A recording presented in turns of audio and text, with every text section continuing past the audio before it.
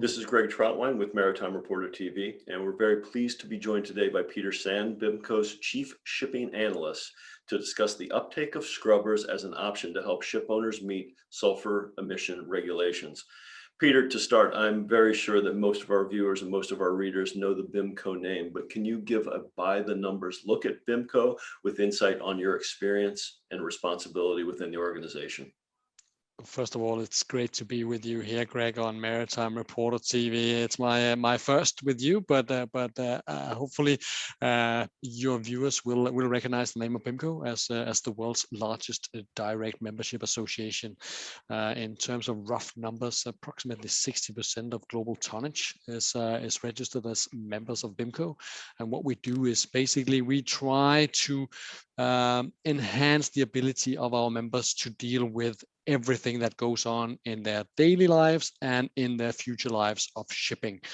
In many ways, we provide contracts and clauses also to deal with various issues from sulfur regulation to upcoming greenhouse gas emissions, and basically also to cover your liabilities in terms of trade spats wherever they may be found. On my own regard, I've been with BIMCO since 2009. I'm an economist by training, and I'm fortunate to look at the global shipping markets every day, including that of sulfur emission regulation. So it's super nice to be here with you today. Right. Well, as an economist by training, you certainly have a lot of fodder to dig into with the maritime industry, that's for sure. So, Peter, as you know, and as we've discussed, 2020 has been somewhat of a blur to many in this business and just many around the world. To briefly recap, can you kind of take us back to when we were entering 2020 and some of the regulations and choices that ship owners were facing in regards to fuel? Yeah, if we go back, say 18 months from now in the autumn 2019, the only buzz in the industry was all about the implementation of the global sulfur cap, the IMO regulation that would bring sulfur emissions down to 0.5 by January 1st. And in all fairness, I think the whole pandemic have basically made IMO 2020 of lower relevance, at least in mainstream media. But inside the industry, obviously, we have prepared well for this moment, and everyone seems to have dealt very well with the complied with the regulation in those many different ways that you could comply with the regulations without much hiccups. I always enjoy BIMCO's shipping number of the week because you take a tight, targeted look at one specific topic. Last week's shipping number of the week from BIMCO helped to put the HSFO and the LFSO price spread in perspective. For those who might not have seen it, could you please discuss the trajectory of bunker fuel pricing and spreads from the start of 2020 to today? The short reply basically is that, well, the developments of the bunker fuel market is tightly correlated to that of global oil prices. So obviously, when we were faced with a pandemic and an evaporating oil demand, the price of bunker fuels naturally also declined. And at the same time, since we're talking about IMO 2020, obviously we cannot say that without discussing exhaust gas scrubbers to basically remove the sulfurous oxides from the exhaust gas of global shipping. And that is where what we call the high five sulfur or the high five bunker price spread, I think, is the popular term for the price difference between heavy sulfur fuel oil and very low sulfur fuel oil, which basically is the money or the savings that will make the difference for the investments as we recoup that. So if we go by a very large spread in the early days of 2020, we basically have that spread at $300 per metric ton in New York, due to the fact that the very low sulfur fuel oil were around $650 a metric ton, and the heavy sulfur fuel oil was around $350 at that point in time.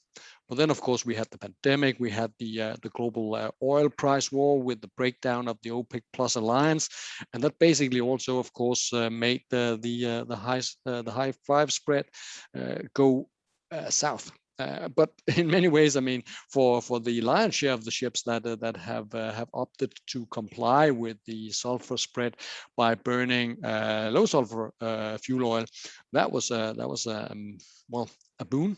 But in hindsight, we can know now that the spread that went as low as $20 per metric ton in late April is now settling in above $100 a metric ton. And in New York right now, it's $105 per metric ton, give or take, but it seems as if it's stabilizing around there. But then at the end of the day, this spread is like a relative metric in many ways, because of course when the high sulfur and low sulfur all originate from the same product, which is crude oil, that is priced accordingly to that. So right now, at least in our view, we may have been settling in now on what could be, let's just call it the next normal level for that high five spread, just in excess of $100. And volatility will be around, bringing it slightly down also at some point in time. But at least right now, it seems as if we're going from one level to the next, and now with 15 months past since 1st January 2020, I think it's fair to say that at least we have filled up the ships that needed to be refueled with low sulfur fuel oil from the start, and we're now getting into say a normal business once again with those ships that burn various fuels. But looking specifically today, what has all of this fuel fluctuation, this spread and this normalization, what impact has it had on the uptake of scrubbers? And if possible, can you discuss uptake across the three major shipping brands? Yeah, I think it's been a spectacular journey for the IMO 2020 discussions. I recall back in 2017, 2018, when the initial talks began, and that was all about the financials behind, of course, how should you deal with this new regulation? Because basically you could do two things. You could either keep on burning heavy sulfur fuel oil and buy yourself a scrubber, or you could buy yourself a different product. You could go LNG if you wanted to, or you could go methanol, whatever. But of course, in the end, it was all about the sulfurous content. But in order to cut through the chase, who is actually picking up on scrubbers? I think it's fair to say that the big gas guzzlers, of course, have an upside in this one, and it cuts through the chase of I mean, some people may have thought of this as something which was religious, which was in particular environmentally friendly and stuff like that. But at the end of the day, it seems as if it's business as usual in the shipping industry. It's US dollars per day that matters, and at the end of the day, it's a pure investment decision by many companies, and you can clearly see that if we go by container ships, we account now almost 30% of the cargo carrying capacity measured in TEUs for container ships with a scrubber invested there. But there is a huge bias towards the ultra large container ship, or at least the plus 10,000 TEU container ships, and it makes pure. I mean, I had the excuse in the opening here, calling myself an economist, and to me, it just makes absolute sense. I mean, put the numbers into your spreadsheet and forget about all other things. You may have an ESG agenda that serves perfectly also into to various choices, but at the end of the day, I mean, it makes sense to go by the profits made or the payback time here. If we go by crude oil tankers, we're even slightly higher. We had just above 29.9%, 30% rough in crude oil tankers, and for bulkers is a little bit less, 23. But it seems as if it's growing. Greg, you just mentioned the BIMCO shipping number of the week, and the headline from that was basically that a doubling of the fleet with a scrubber on board in the past 15 months, and to me that tells it all. I mean, at the end of the day, it's been attractive to invest in a scrubber, especially also the fact that that developments have been made throughout the years for the scrubbers. Obviously, they have been more effective. They have been smaller in size and also lower priced. So they have continued to be attractive, and that has of course made 2,000 ships with a scrubber installed by 1st January grow to 4,000 ships 15 months on. So that to me is an indication also of where we are heading going forward. That is attractive to put a scrubber on board new buildings, while it remains, and perhaps equally more so right now, with a high five price spread above $100, also to go for retrofit. But at the end of the day, I guess it's all a matter also of, do you have the money to invest? And I guess that I'll leave that for now with you, Greg.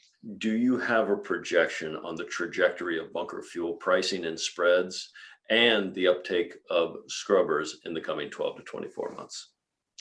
It is and please excuse my French, it's our damn duty to do our best in terms of forecasting where the world of shipping will be, not only 6 months from now, but also perhaps 6 years from now. But going from say, let me just call it a pre-IMO 2020 environment, where this price spread was hovering around $200 per metric ton, also because it was marine gas oil you benchmark against, not very low sulfur fuel oil. The price difference today of that is approximately $30 a metric ton. But it seems as if very low sulfur fuel oil was offered to global ship owners by the refiners, so it has been the preferred tool by any. But obviously the $200 a metric ton that went into some estimates and calculations prior to January 1st, we all knew that was not the case come 2020, because of course of the seismic shift in the use of bunker fuels, and with a 25% still share of heavy sulfur fuel oil in Singapore. I think that it's 43 in Rotterdam, so there are regional differences also from that. In Panama, it's almost 100% on very low sulfur fuel oil.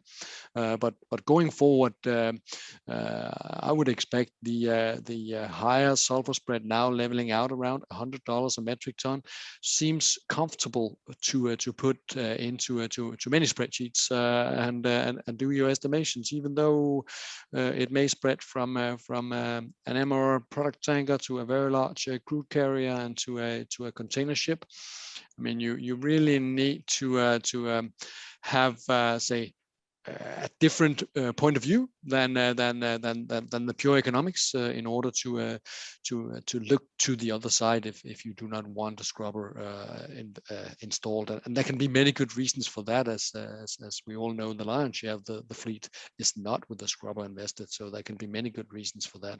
But going forward, I think it's fair to estimate that if you go by $100 a metric ton, give or take, and include whatever volatility there may be, you are focusing at a payback anywhere between a year and a half to 2.5 years, all inclusive. So from that number, what's not to like? If that what you put into to your board decision, but then again, I'm not the one calling the shots at that table. I can only lay down the story as we see it, and we can surely see that things have turned out along the lines that we suggested more than a year ago, getting into 2020, and going forward, we expect still the share of the fleet to grow, simply due to the attractiveness of the investment. Okay, Peter, excellent insights. I truly appreciate your time. I look forward to visiting with you again. Thanks for having me, Greg. It's a true pleasure to be with you, and thank you all for your kind attention.